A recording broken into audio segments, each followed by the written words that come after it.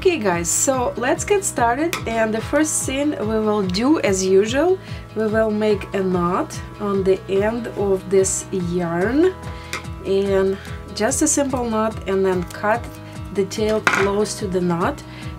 This way we will prevent a chenille yarn from unraveling. So now we are casting on 21 stitches.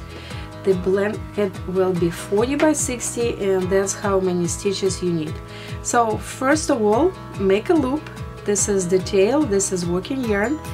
You're making loop by placing working yarn on the top of the tail, then insert your hand, grab working yarn and pull it out. This is your first stitch. Pull it down a little bit, and we will keep it about 2 inches big. Now we will make a chain of 21 stitches. Insert your hand, grab working yarn and pull it out. Now you can actually use your right hand. It will be easier and faster. You insert it inside the last stitch, grab working yarn and pull it out. And keep doing this way until you have 21 stitches.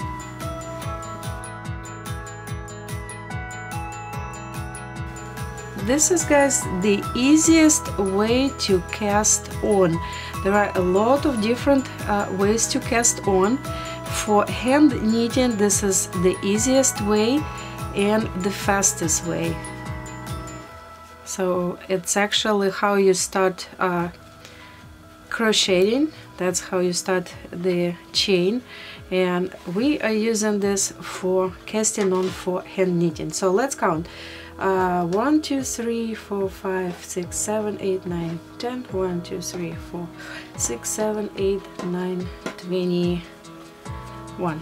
Okay, so now when we have 21 stitches, we are turning our chain on another side. Why we are turning it on another side?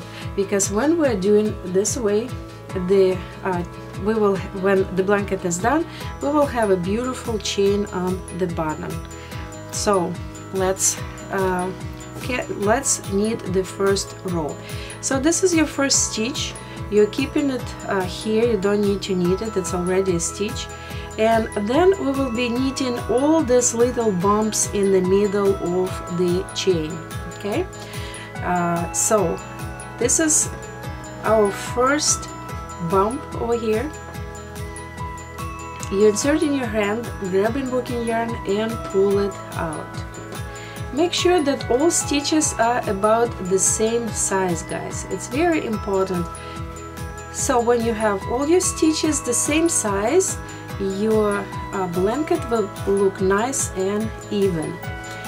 So again, to make the stitch, insert and find this knot in the middle of top and bottom of the stitch, then lift it, insert your hand underneath or your fingers and pull working yarn through.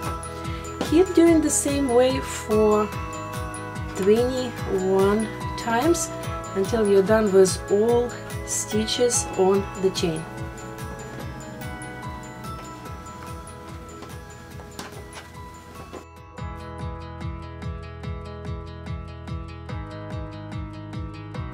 So there is, guys, there is this little imperfection on the yarn, so don't worry about it. It will not be actually seen on the blanket.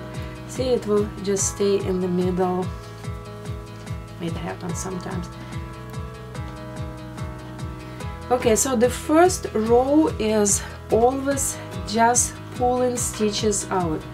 We are not starting our pattern on the first row.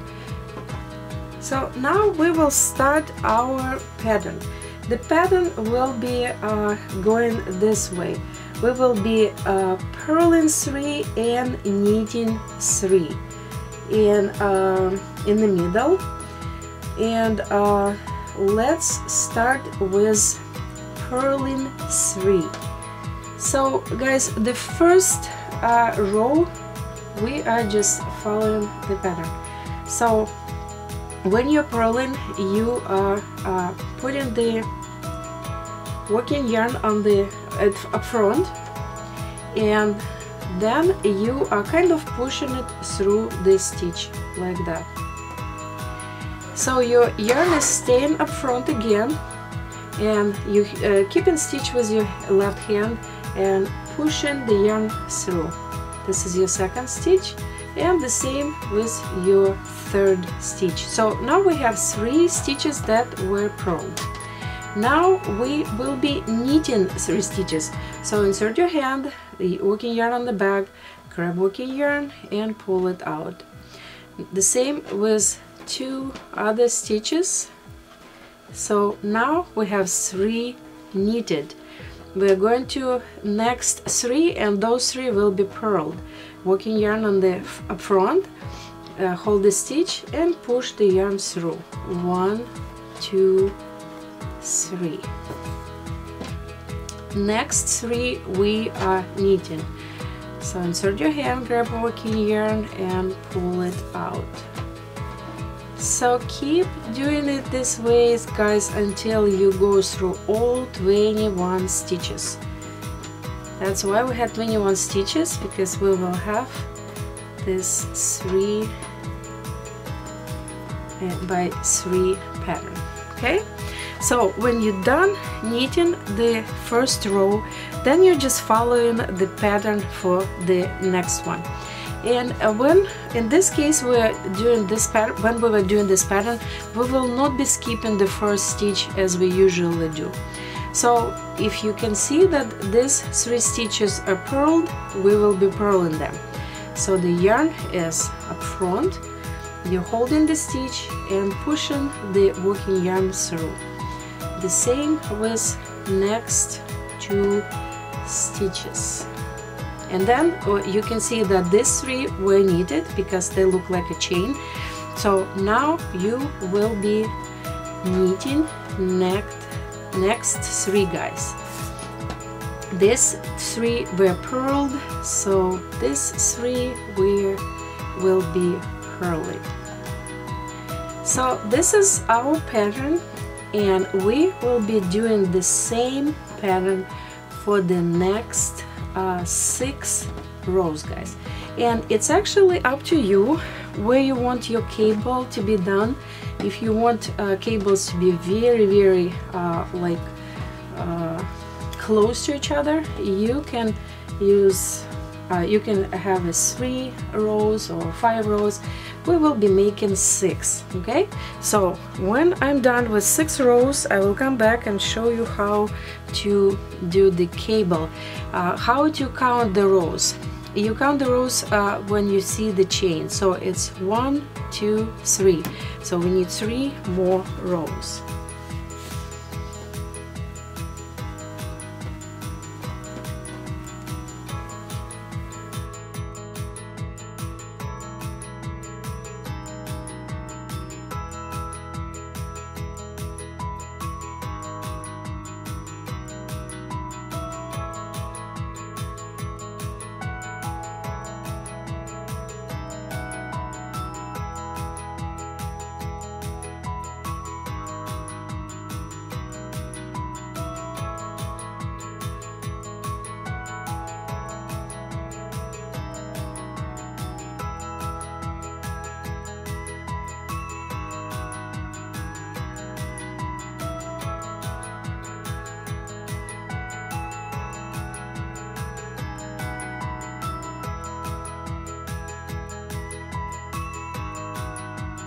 Okay guys, so we are now finished our first skein, and it's exactly when I'm finishing my row number 5, so I would like to show you again how to connect chenille yarn. So it's very simple, you're just making a knot and then another one to secure, and then when you have a knot, make sure to pull it gently on both directions like that. And then make sure that it's not unraveling when you're pulling. When it's not unraveling, cut the tail really close. And now you can check if it's not unraveling. See, I'm pulling really hard and it's still staying together. This is very important, guys. It should stay like that. If you don't pull it like that and make sure that the yarn is connected really nicely, it might unravel in the middle of the blanket when you're using the blanket. So make sure you're doing it when you connected all the skeins between each other. So now we are on done with 5 rows, 1 2 3 4 5, actually 6, I'm sorry. And now we will be doing a cable. So you can see our beautiful pattern here. So the same way we are purling 3 stitches, and when we got to this point to our knitted stitches, we will be making a cable. For cable, put these 2 stitches up front like that, and then use this 3rd one and knit it first. When you're knitting it, try to knit it as close to this purl stitch as possible, otherwise you will have a big pieces of yarn hanging on the back of the blanket. So when you knitted this first stitch, you have these 2 hanging here. You will need to knit them to start with this one, because this one was the first in the row. So knit this guy and then knit the next one. So this is our cable, guys, the first one. Next, purl 3 purled, so we are doing the same 3 purled stitches. And when we are here for our knitted stitches, we're doing the same technique for cables. So the first 2, just place them here in front of the pattern, and then use this 3rd one and knit it as close to this purl stitches as possible. Now we will knit these 2, and first one will be the first and then the second.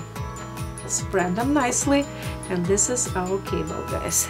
So next 3 are purled. You see those bumps, you know that they're purled stitches.